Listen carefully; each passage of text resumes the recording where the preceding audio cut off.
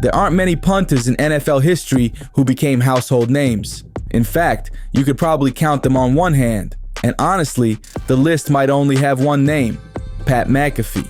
A guy who could blast a 60-yard punt like it was nothing. A guy who could lay out returners with hits that looked more like a linebacker than a specialist. And a guy who celebrated punts like he had just won the Super Bowl. Pat McAfee made punting look cool. He made it worth tuning in for every Sunday. But at just 29 years old, fresh off a Pro Bowl season, he shocked the NFL world by walking away. Not because he couldn't punt anymore, but because he had something bigger in mind. Since then, McAfee has built a media empire, wrestled in the WWE, and become one of the biggest voices in sports. But that raises the real question: how good was Pat McAfee actually?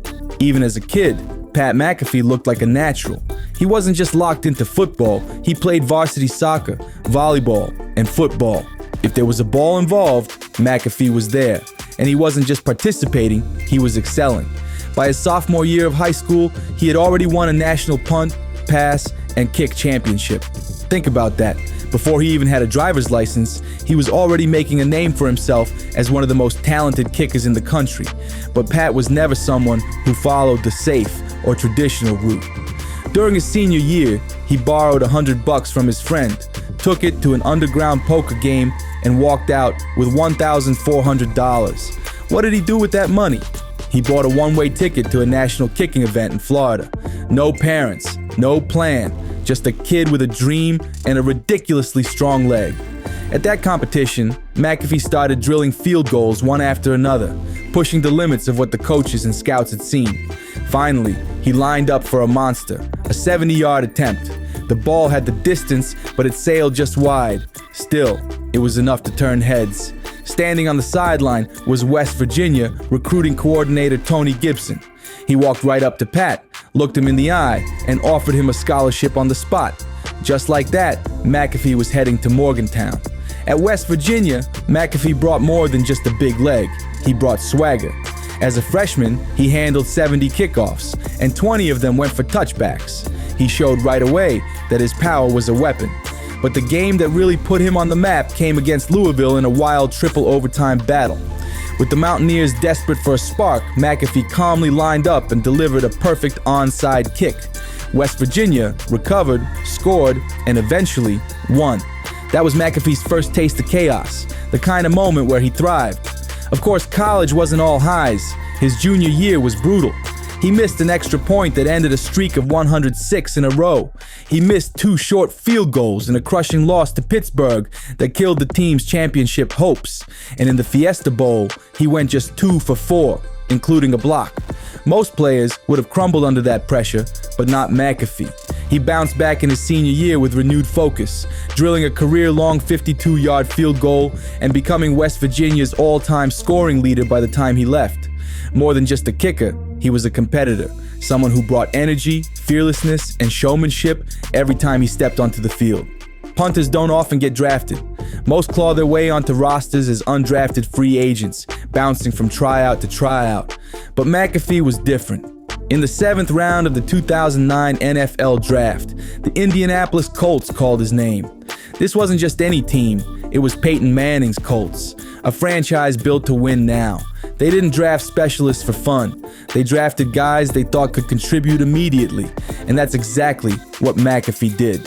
As a rookie, he was handed punting, kickoff, and holding duties, all 3 at once. High-pressure responsibilities, and he nailed them. The Colts won the AFC South, dominated the playoffs, and went all the way to Super Bowl 44. Under the brightest lights, it was McAfee who kicked things off, handling every punt, every kickoff, and every hold without blinking. Even though the Colts lost to the Saints, McAfee's performance earned him a spot on the NFL All-Rookie team. He had proven he belonged. Now it was time to see how far he could push it. By 2011, McAfee was averaging nearly 47 yards per punt.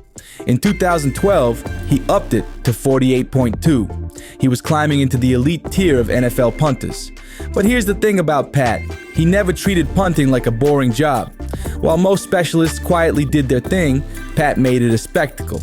If he pinned someone inside the 10, he'd sprint around celebrating like it was a game-winning touchdown. He trash-talked opponents.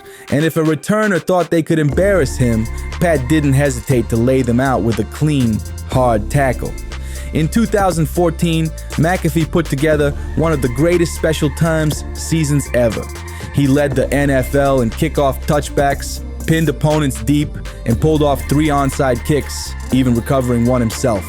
He was named first team All-Pro and made his first Pro Bowl. That same year, he reminded everyone he wasn't afraid to push boundaries off the field too, snapping a locker room photo that accidentally caught a naked Andrew Luck in the background. The picture went viral. The NFL fined him $10,000, but that was Pat, unfiltered, unpredictable, and impossible to ignore. By 2016, McAfee was at his absolute peak. Nearly 49 yards per punt, the best in the NFL. Another Pro Bowl, another highlight reel of booming punts, clutch fakes, and bone-crushing tackles. But behind the scenes, things were starting to catch up with him. 3 knee surgeries in 4 years left him waking up stiff, questioning how much longer his body could handle it. His relationship with Colts GM Ryan Grigson had soured badly. So, on February 2nd, 2017, at just 29 years old, McAfee retired. He walked away at the top of his game, not because he had to, but because he wanted something bigger, and people thought he was crazy. But Pat McAfee was never just a punter. A few weeks after retiring, he joined Barstool Sports, where he launched podcasts, wrote blogs, and turned his wild personality into content people couldn't get enough of. By 2019, he outgrew Barstool and launched the Pat McAfee Show on YouTube. What started as a simple daily sports talk show quickly exploded. Fans loved the unfiltered honesty, the humor, and the way Pat broke down games like the guy sitting next to you at the bar, except this guy happened to be an NFL veteran with inside knowledge. By 2022, McAfee was so big, he was added to ESPN's College GameDay. His energy and fan interaction brought a new vibe to the show, producing countless viral moments, like when he hyped up Georgia fans before picking Alabama just to mess with the crowd. Deals with FanDuel, ESPN, and even WWE followed. McAfee wasn't just commenting on sports. He was living out childhood dreams, building a brand, and raising millions for charity. He became bigger as a media star than he ever was as a player. On paper, his career averages were outstanding: 46.4 yards per punt, 2 Pro Bowls, a first-team All-Pro, and even a nomination for the Hall of Fame. For a position that rarely gets recognition, that's impressive. But McAfee's greatness can't be measured by stats alone. What set him apart was the way he changed the way we look at punters. He made special teams fun. He made it unpredictable. He celebrated like a star, hit like a linebacker, and delivered in big moments. And then, when he could have played another decade, he walked away to build something even bigger. His impact on sports didn't end when he stopped punting. It just shifted. Today, his voice reaches millions, shaping the way fans consume football and sports as a whole. Pat McAfee wasn't just good, he was one of a kind. So, what do you think? Was Pat McAfee more valuable as a punter, or has he made a bigger impact as a media giant? Let me know in the comments. And if you enjoyed this deep dive, hit that like button, subscribe, and check out our other breakdowns of NFL legends right here.